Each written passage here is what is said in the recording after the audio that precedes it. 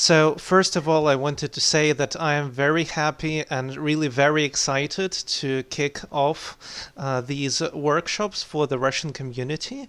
And before we start anything, I really wanted to say that I am extremely grateful to Hadar and Milosh, our amazing CAs, for really agreeing to this workshops, because it's not one workshop, and to really agreeing to put in the time to allow our community to develop. And I think it is really amazing. And with that, I think we can start, and I give the floor to our CAs. But before that, a minor note, we would be very happy if you turned your cameras on and we could see all of your faces, because it is much nicer that way. Okay, and now I give the floor to you. Hello. Hello, everybody. Yeah, some of you might know me, some of you might not. My name is Milosh. I am the prospective CA for St. Petersburg UDC, which we will very hopefully and likely bring and win the vote.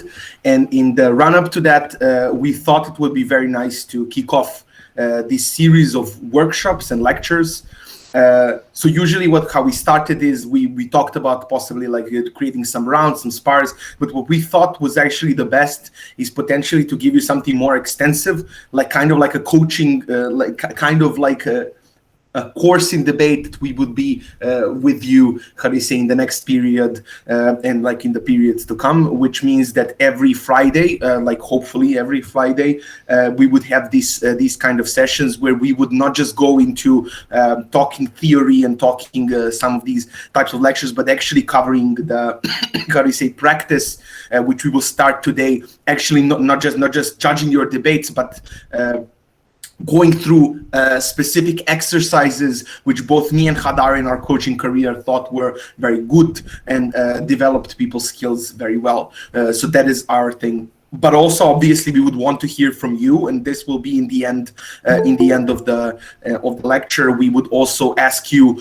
for how do you say, inputs on stuff that you want to hear and stuff that you would like to. We already done this to some extent with a survey, but we will have a short Q&A at the end, based on which we would create a curriculum upon which we will post it, where we will tell you what will you be learning in the next couple of months in that scenario. So, but we very much appreciate that you came here and that you that you are hosting us in this workshop. So how most of the lectures will be structured, but specifically today is basically the purpose of today's lecture is to talk a bit about analysis and about analytical mistakes that people make, not in terms of the basics, because we've heard that you guys know how to debate, obviously, and stuff, but in terms of the most common mistakes that people are making when making analytical, how do you say, when making analysis in that sense. And that theory part will be rather short, right?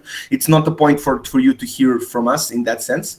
But what we want is to have an exercise afterwards where most of you, some of you, like whoever wants, will be able to participate, not doing the full speech, but doing the exercise that will be doing a specific argument. This will also help us, and the purpose of this is to grasp, because like obviously you have some opinions of what you're lacking as a speaker or something like this, but the best way for coaches to figure out what you need to learn most is to actually see it in practice and to evaluate it, and that is why we want to do this exercise today. So, and it would be very good and very useful for us if you would like and want to participate. Artem will be coordinating that in the chat during the theory part of the lecture. And we will explain more the exercise when it comes to that, but it's nothing scary. It's literally giving one particular argument that we will assign to you in a sense. Okay. That being said, is there something that I missed, Hadar, Artem, in the intro part? You're good. Yeah. Okay. I mean, you can also introduce yourselves. I know I took the like I just started and then did everything. Sorry. Yeah. Yeah. Hi, Hadar. I will be also part of the coaching initiative that we're doing here, and also hopefully seeing the bid to be hosted in St. Petersburg. And yeah, excited to start working. I think otherwise Miloš summarized pretty well what we are going to do. Mhm. Okay. So, I mean, without further ado, then let's make the transition into the actual workshop itself. So what we said that I'm going to deliver today is we're going to start from the fundamental skills, which is analysis. And the problem is, first, like just brief introduction. The problem that people have usually with analysis is that what you learn as a beginner and as like when you learn debate in the first, is very hard to unlearn afterwards, and it's a very process that you need to approach with. I need to unlearn some of the bad habits that I had and that I learned. And that's very hard for people to admit and to actually dig deep, especially because I think it's like the best analogy that I can give is like relearning how to ride a bike properly. Imagine that you now have to become a professional bikeist, bike or whatever, or something like that, bicyclist. No, I'm gonna give up. How do you say? Imagine that you're trying to become this. Like obviously, you know the fundamentals. You can do a proper bicycle ride, right? But if you want to become the best, the most speedy person or something, you need to unlearn some of the mistakes that you have already done, and it's a very process that you need to be very conscious while you're doing it. And that's something that we want to uncover here, but we'll also be uncovering throughout the months to come. So what we have prepared, the way that this is structured is unlike the workshops that we have prepared before, is we're going to go through each of us 5 mistakes that we believe are important for you to think when you're evaluating your own analysis. And hopefully you can apply it towards the thing. Before this, just to be on the same page, sexy analysis, sexy argument. The structure is statement, explanation, example, impact. That's what we learned it in Serbia. It's a cool acronym, and we're gonna go through some of these in our how do you say, in our lecture. And I'm gonna start from the first one because that's the one that is like very much underutilized by the debaters around. And this is the statement, right? People, like, obviously the meat and the meat of the how do you say, argument is going to be in the analysis and what you're doing. But what people are neglecting to do is they're neglecting. Oh, sorry. I just got a notification from an email. I need to turn this off. Sorry. Yeah. People are neglecting the first statement that they're going into the arguments for. And this is especially problematic for the ESL speakers. And here's the setup, right? You need to, when you're analyzing the argument, you need to put yourself from the perspective of a judge, right? Like, and it's not just a judge, but like basically a person who's standing next to you. So you have your own, you know where you're going with your argument because you have made it, obviously. But what people tend to forget is that nobody else except for you and your partner knows where you're going with this. And then this is where misunderstanding and this is where a lot of hard to follow things come from, because the judge, it's natural for people when they're listening to your logic to ask themselves and try to finish it, to predict where you're going. It's something that our brain does automatically. It's not something that is conscious, right? And if you can do to a judge that they're automatically going in the right direction, that is much easier for you not to lose that judge, not for them to be like, that was unclear, I didn't understand what you were saying. And to start doing that is that you need to have better and much more clear statement of an argumentation. So here's some things that can help you, like very practical tips in that metric, in that sense. So what usually people do, and I think that's a mistake, is it's logical that you do it like this, but I think it should be done a bit differently.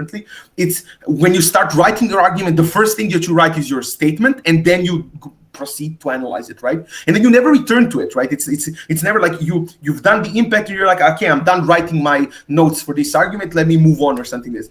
What you need to do is reverse to some extent. Obviously start with some basic starting premise that you want to prove, but you need to return to that after you finished analyzing your argument, because you could have possibly taken a detour, you could have taken a step in another direction. So many times it happens to me that a team says to me what they want to prove, but they actually prove something completely different than what they said, right? And that's a problem, right? Because like I can notice that, I don't know, like I'm a good judge, no, like I can notice that, but some of the judges are just lazy enough to do like wings wings. That's how ESL teams usually lose wings, because for wings, that's like they just remember, aha, you said the first thing, didn't see that you proved that thing, so the whole argument falls apart. And that's the problem, right? Because obviously you didn't prove the first statement. I would tell that you earn feedback. It's obviously it would be good if you did, but it's not the meaning that we should discredit your full argument. And sometimes that happens if you're not returning to this. So you need to take a step backwards, like zoom out, because basically that's how you need to look at this process. It's a lot of zooming in and zooming out, right? Like you need to, it's basically your argument is kind of like a part of a big story that you want to tell to people that they need to buy in that sense. And if you're zooming into all of the mechanism that we're going to cover in this, zooming into all of the impacts and stuff, it's sometimes very easy to lose the big picture, which is that somebody needs to understand where you're even going with this, if they need to understand, the end product that you want them to understand. That is very important. Tips for this is, again, returning to this, but also, looking at the statement from the impact perspective. And that's something that helped me a lot when I couldn't figure out how to do statements and stuff like that. Usually, sometimes people just pick a random sentence, but like having a flashy sentence that is derived from the impact that you want to prove is sometimes something that can be very like good and well done. Thirdly, before I move on, because obviously we need to do the others, is don't be afraid to write it and read it word by word sometimes. And that's what I do sometimes, right? Usually people tell you, like, you write on a piece of paper and that's just your reminder. But some of these things, like the statement, is so important not to get wrong that it's completely okay for you to fully write it down and maybe do a couple of iterations, right? Like you write it down and be like, this word doesn't work. Can I reorder it or something? And talk with your partner. This will do you so much good when it comes to judges following you and tracking what you do, and reducing the risk of a judge not noticing what you are. Because again, some people might say, but judges should judge better, judges should track better, but that's not reality. In reality, people lose attention, people don't listen to you, and you need to deal with that reality. And it kind of also simulates real life as well, because in real life, and not in debate land, also people don't really listen and don't really track. So that is the first one that I think is very important from my side, and we'll do a zigzag. So Hadar will cover the next one, unless you want to add something to this one. Sure. So to go along with the structure, I also have the first tip to be about the statement, and that is, don't lie in your statement. I know it sounds trivial, but you'd be surprised how common this mistake is. What do I mean by that? I think one of the most common mistakes I notice also, and maybe even especially in high rooms, is a difference in extent between the bottom line that is claimed to be proven and the one that is actually proven de facto. To give an example of what do I mean, it happens quite often in, I think, backlash arguments. Many teams like to go about, if we make this, then group X will get mad and that will lead to violence. And it can be about anything. It can be about international relations, like I've heard recently in a debate about stationing nuclear arms in South Korea. It will make Kim Jong-un angry and therefore nuclear war. Wait a sec. There's a bit of a gap here. You can prove in many different mechanisms that Kim Jong-un will be angry without yet proving this will lead to him acting violently or aggressively based on this anger. Similarly, it happens in many social justice debates, like the Pride Parade will make many people more homophobic and then there will be more hate crimes towards gay people. Wait, it is easy to prove that the Pride Parade will make conservatives and people who are homophobic angry. It's harder to prove that this will lead to hate crimes or to actual political change. And that's, I think, the biggest thing to note is make sure that the extent of your analysis matches the extent of your bottom line.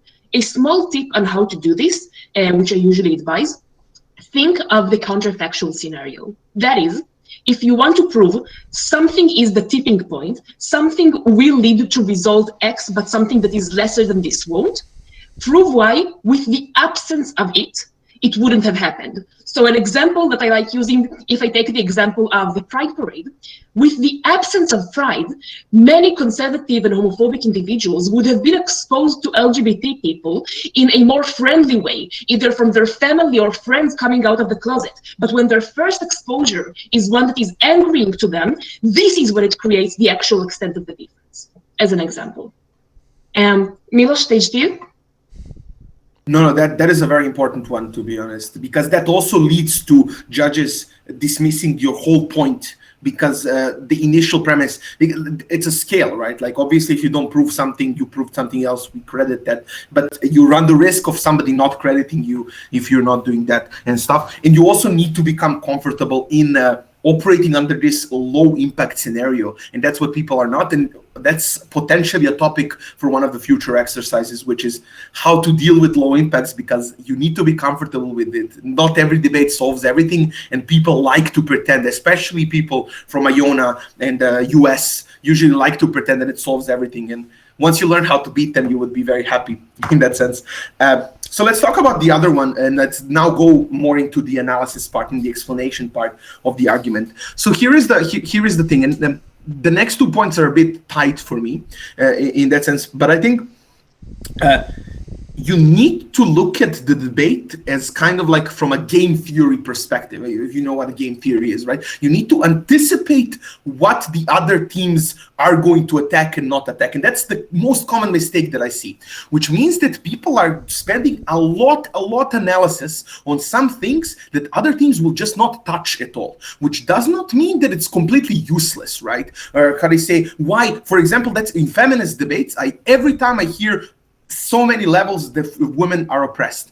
The problem is, like 99% of the debates, nobody contests that. Nobody is like, yeah, no, we disagree that women, they concede. They just say, yes, we agree, but we think this will make it worse, right? In that sense, right? And if you're doing that, you're wasting your time on, how do you say, explaining something that obviously is like, it's better than silence, obviously, but that time could have been shifted towards the premises that are likely to be attacked. And people sometimes usually like to hide away. They feel very comfortable because obviously it's much easier for you to prove that women are oppressed than to prove that quotas from women will solve this oppression or will be adequate. Like, that's an example, right? Or something is like, it's much harder, and people like to hide away behind this in this situation and get sometimes false confidence behind it. And like, sometimes even the best teams just like, especially in the prime minister's speech, that the favorite leader of the opposition speeches are when I can just concede and say, yeah, we 100% agree with everything you said. We just think that this policy in particular is harmful towards these people. Obviously, you should use that to people that do it, but you need to be very conscious when you are making analyses. And this is the mentality. Would I, if I would be my opponent, would I contest this? Would I attack this? Obviously, it's not a perfect metric, because sometimes you would be surprised by what people would contest and would not contest, right? But it's a good starting point of thinking philosophically about the debate, especially, how do you say, like, even the seconds, like, that's usually something that a second speaker, like DPM, DLO, like when me and Janko are debating, this is what he's doing constantly. He's thinking of my argument as if he was my opponent, rather than he was my friend who likes my argument. We both came up with it. This is an awesome. No, he's like, let me figure out why this argument is bullshit. And then when he figures it out, he can convey to me, hey, look, here is where I would attack you. Here is where the things, here is where the attacks would come. And obviously sometimes he's wrong, but what he gives me the information to is to bring more analysis and more explanation towards, how do you say, towards the parts of the arguments that need needed.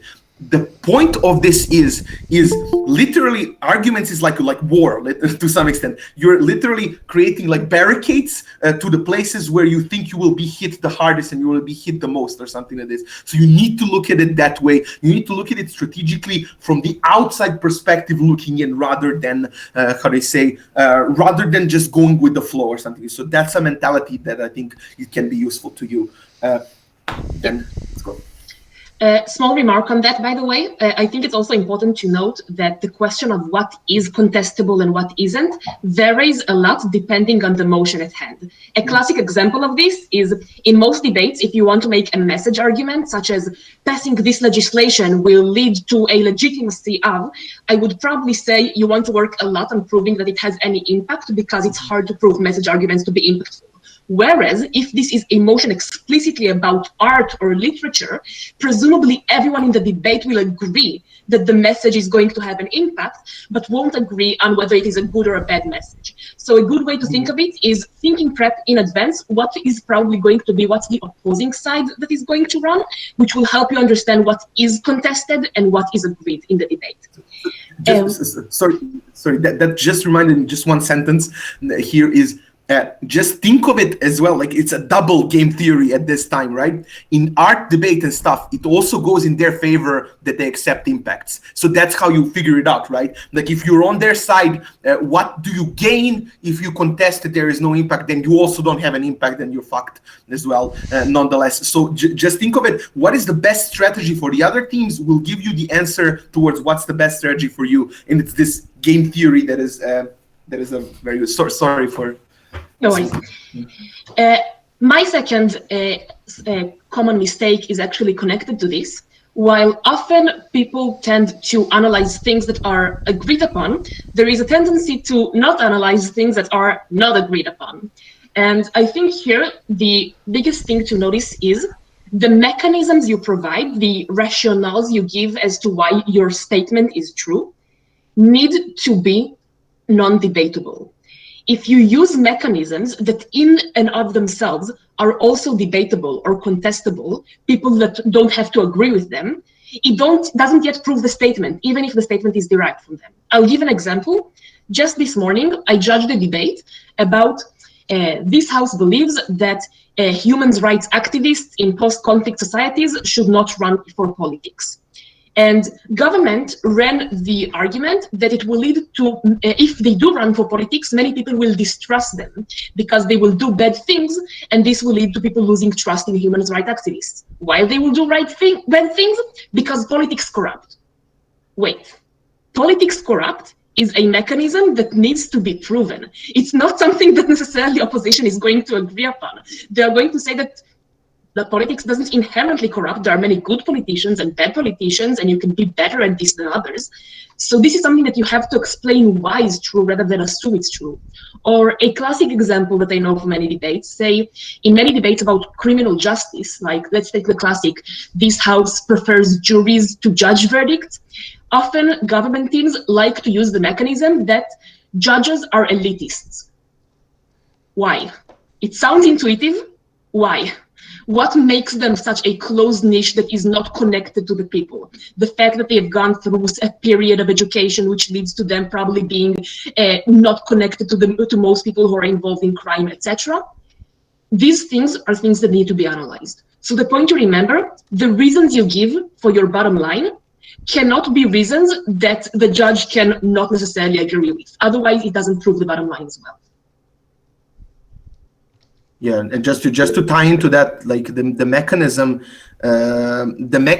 like the way that I like to define the mechanism also has to deal somewhat with game theory in general stuff, right? It has to deal with the best mechanisms for me are the ones who are either hard or like either commonly believed by people or hard to contest. And the way you look for them is to look through different levels of like science stuff that we're studying, right? Like legal studies, IR theory, religious theories and stuff like that. All of these things can lead you and net you, psychology can net you mechanisms, right? Some of them you need to explain, but some of them, for example, confirmation bias, obviously, if you explain what confirmation bias is, it's very hard for people to contest that this is true, right? And then hence, if you connect your premise towards something like a confirmation bias or people's fear of, fear of death, or religious people fearing heaven and hell, or economic mechanisms like supply and demand, if you ultimately can boil down your premises and analysis to be tied to something that is fundamental as these,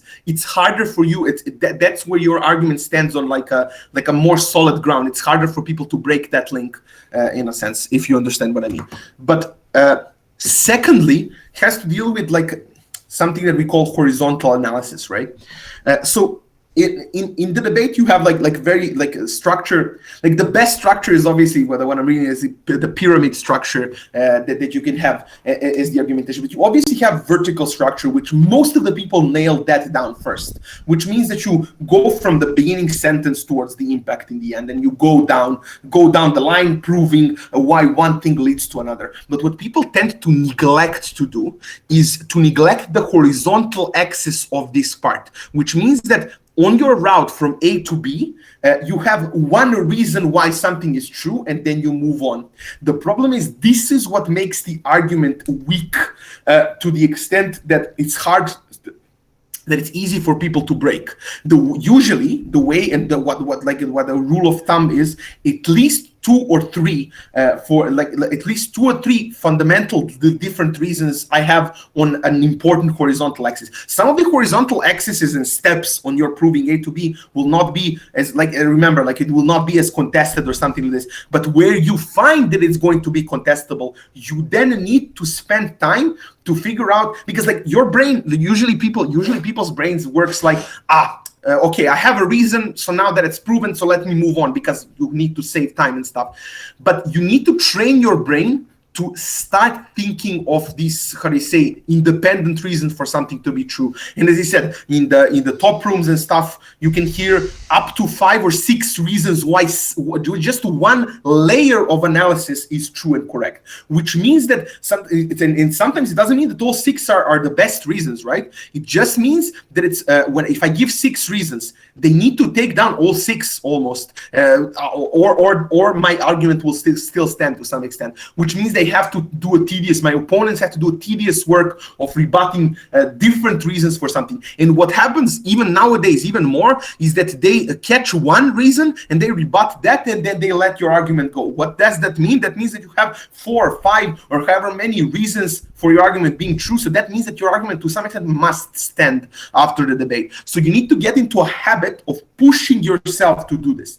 The way to do it, and this is where I talked about the beginning mentality, relearning some of the mistakes, because that's a very automatic process that your brain is doing. It's literally, I solved the task, let me move on to the next task. I solved the task, I solved the A to B, let me immediately move to B to C or something like this, rather than let me solve A to B even more, to be even stronger. So you need to put pause on yourself and be like, okay, let me push myself to give 3 reasons, even though I'm gonna struggle at the beginning, especially when you're not in a tournament setting, when you're in a lecture, when you or when you're practicing, right? Push yourselves, give yourself tasks that seem ridiculous, right? What I tended to do myself, for example, is let me give like 5 or 6 or let's say 10 reasons why something that is very like either obvious or that doesn't have that many reasons is true, right? Which means that, how do you say, I will struggle. Like I sometimes will struggle after 3, right? I would not know what to do, but I'm forcing and training my brain to think in that direction. And most of the thing and improvement comes from retraining your automatic response of your brain to be more mindful of something, and then for that new good thing to become your automatic and like autopilot mode in that sense. If you understand, I mean, it's a lot of theoretical stuff, but I will show you when we go to the exercise in particular what I mean. My next common mistake is going to also balance up a bit the last mistake mentioned by Milos. Don't forget your vertical when you do go horizontal. And I need to it's a delicate nuance because people often go in one direction or another and then forget one of them. It's important to not fall into the pit of just giving a long shopping list.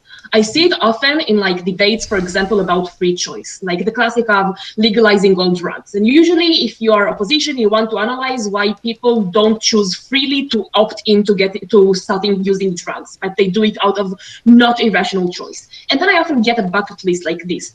Firstly, because they have optimism bias, they don't believe anything will happen to them. Secondly, they have short-term bias, they don't think of the long-term implications. Thirdly, peer pressure, they are influenced by other people.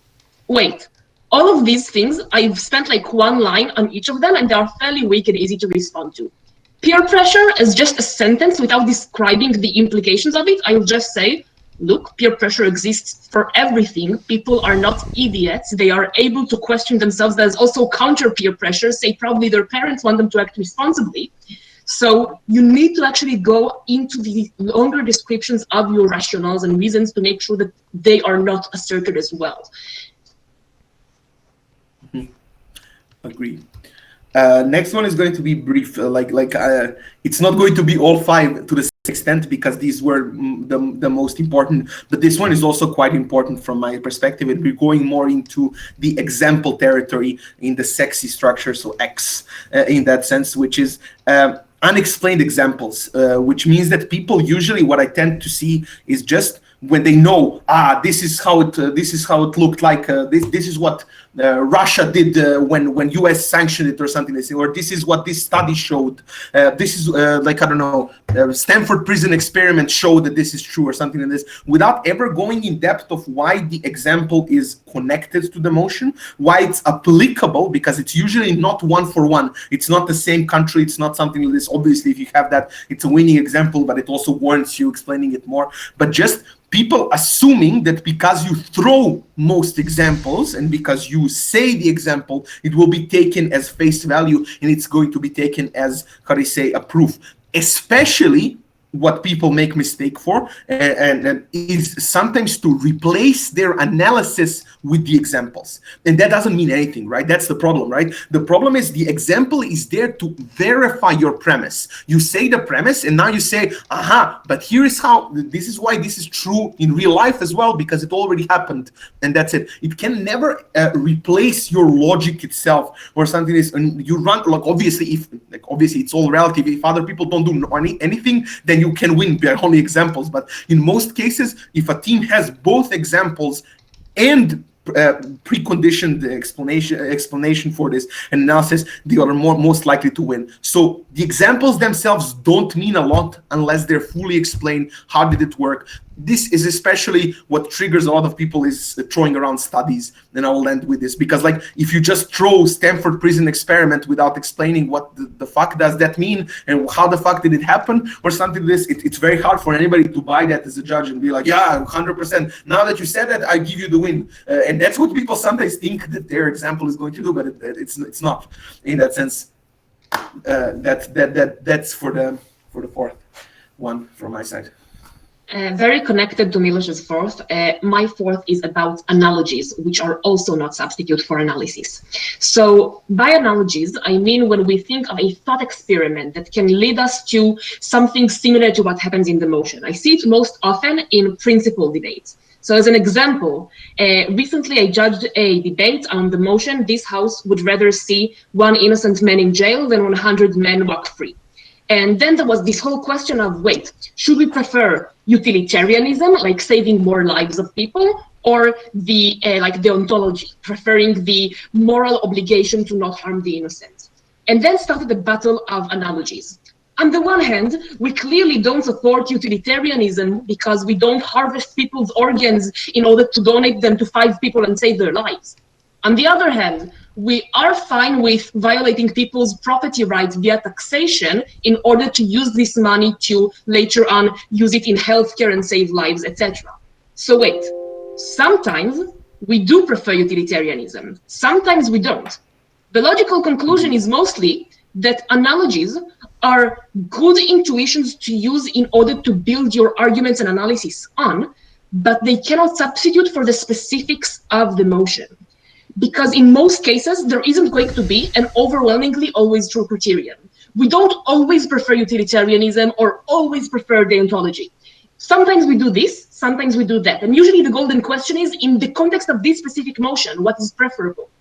And for this reason, the use of analogies without analysis to connect them to this motion and show why they are the most analogous here is not going to do the work for you. No, like 100%, 100%. But analogies are also quite important. So just something to add is analogies also have underlying mechanism behind it, right? And like the best ones are basically if we are already allowing you to do something that is worse for you, why are we not allowing you, for example, to do something that is better for you? If you can do more, why can't you do less or something like this? Classic example is now the GameStop motion that was here. One of the GameStop motion, it was like to ban to put a cap on people who can trade or something like this. The analogy that we used and that it has logic when you explain that way is literally, you're allowing poor, like the argument from the gov side is, but poor people waste their money, they lose their money, and they do something like this. But if you're allowing them to play lottery, to go to the casino, and to do anything else like the adults, which also has, how do you say, implication of losing money, I'm not sure why they're not allowed to invest in this sort of situation. So every analogy, that's just an example, but every analogy has to have underlying logic. And the logic and the principle behind this is, if you're allowing to do something stupid, like play the lottery, sorry if you guys play the lottery and I'm trashing the lottery, if we allow you to do that, then we should definitely allow you to do the thing that is almost the same, like more safer than lottery to some extent, has better odds of success, right? So that's how you need to understand it. It's not just throwing it around like a magical spell, but basically like a sniper, very like targeting specifically part of their logic and bursting it out. A lot of war analogies in debates, yeah. So we're flowing into a very good structure. I'm liking where we're going in terms of structure, because the last part and the last tip that I want to give you is in regards to impacts. And we've covered statements, we covered analysis, we covered examples. Let's go to the statements. So the problem with the statements that I often see is that people, and I saw it in the best debaters, like I saw it in Siri and MDG. You might not know who these people are. When I debated against them in 2016 and stuff, I'm old, yeah. I like, it's basically thinking that something is an impact, but it's not actually fully an impact. And here are a couple of examples, right? Backlash. Like people end in backlash, and that is not an impact in and of itself. That's like, if you go to point A to point C, that's point B, right? Obviously, you proved a backlash. But then the next step, the actual impact is, where does this backlash lead, right? Like polarization, like also polarization, but polarization is not the end game. Where does polarization lead, right? Like maybe it leads to more inefficient governments, more hate crimes, more riots on the streets, less stable country, or something like this, like a worse economic, like it can go to, like if you say like there, like polarization can lead to so many things. Like it can lead to, as I said, economical impacts. It can lead to, how do you say, political impacts. It can lead to physical violence and stuff like that. But those are the actual impacts that need to be connected with this. If you just say backlash, polarization, usually people say rise of the right wing. That's one of my favorites. Like, what does that mean? Like, what will the right wing do in this sort of situation that is so scary, right? In this sort of, like, you can prove it, you can impact it, but you need to be mindful that that is not the end impact. The end impact is what comes afterwards. If you say the rise of the far right in Europe is bad because, I don't know, like far right will rise, but it's bad because they lock specific percentages in the parliament, so the coalition governments are more likely to fall apart, like Germany or something like this. Or they're more likely to push other populist agendas, not just about the migrants, but also about the economy, right? Like we need to be more protectionist or something. You can boil any of these things down to much more fundamental impacts that can, how do you say, be tangible and can be felt as a much more important thing than it is, especially backlash. Backlash, judges just roll their eyes usually when they hear it, and they're like, yeah, this is like, what the fuck is this? This has no impact, but it can have impact. That's what people like. It's not like judge tell you this has no, it can have impact. You just need to go a step further. Where does it go? What does it do? What does it do to society in this sort of situation? And hopefully we will talk about politics and society one of the later workshops, but that is the last tip from me. My last tip to go on with the structure will also be about impact, and that is prioritization. So similar to analysis, in impact, we also usually want to give more than one to make it stronger, to make it harder to refute, etc. And then a common mistake is giving a list of impacts with no prioritization between them, which makes the small impacts overshadow the big ones. To give an example, in a motion about canceling the housing benefits that people get for house ownership, opposition might want to argue that house ownership is a right or something that is generally very important for people, and therefore the state needs to encourage this. And I can give the following impacts as a few examples. House ownership can help me build memories and maintain them in my house. It can let me have something to give to my kids to inherit. It can also lead to social mobility by the fact that I own a house and therefore can commit to stay next to a job place for quite a long time and also have an address to file while I'm applying to a workplace. These impacts are not equal in their strength. Being able to maintain memories is not as strong as social mobility. And if I don't use prioritization in order, stylistic emphasizes time prioritization, the stronger impacts often get lost among the smaller ones. Cool. 1 second, sorry.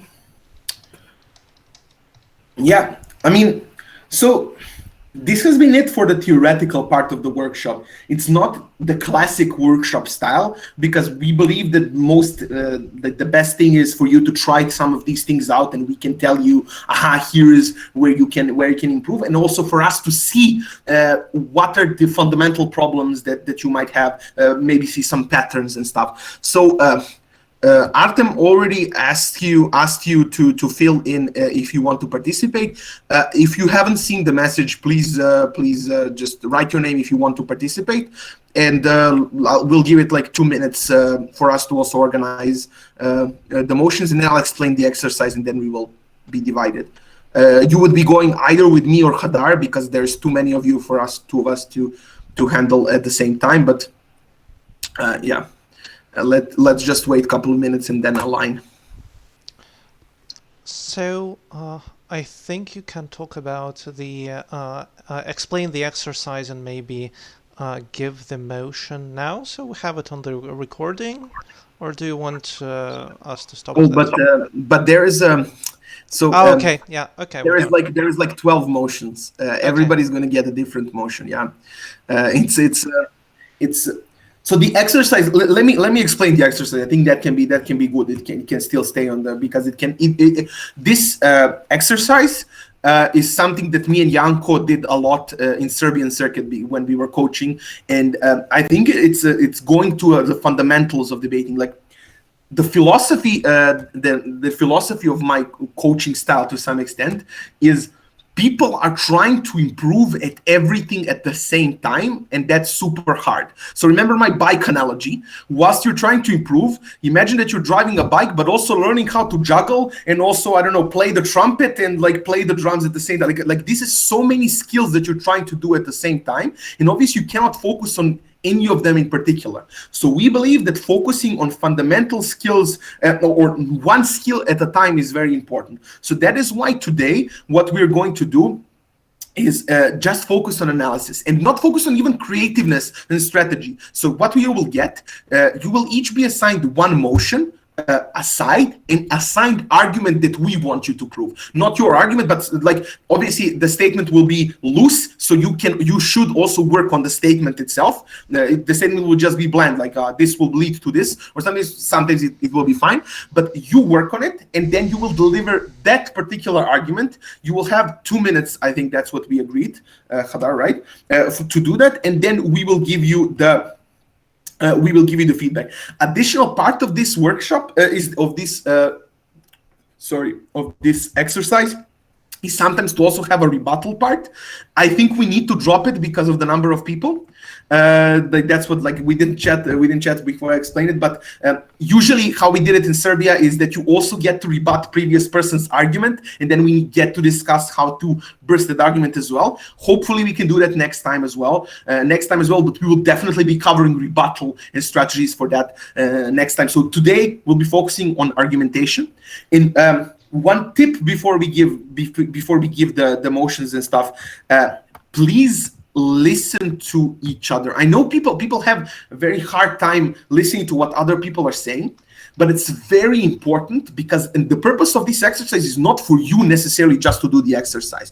It's also in all of the things that we will say in feedback to other people that can give you additional tips for you to improve yourself, right?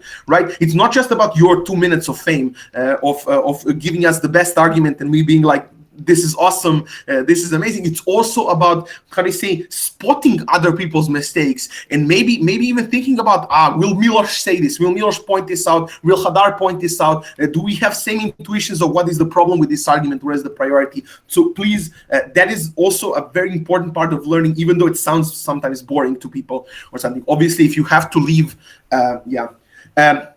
if somebody has to leave early, it would be good to tell us now, so we can put you in front of the queue, because it will be in chain. You will get to be assigned a number, and you would be delivering in that number. So just message Artem, and he will order you in that sense. So let's give like 1 or 2 minutes to that while I'm preparing the motions to be sent.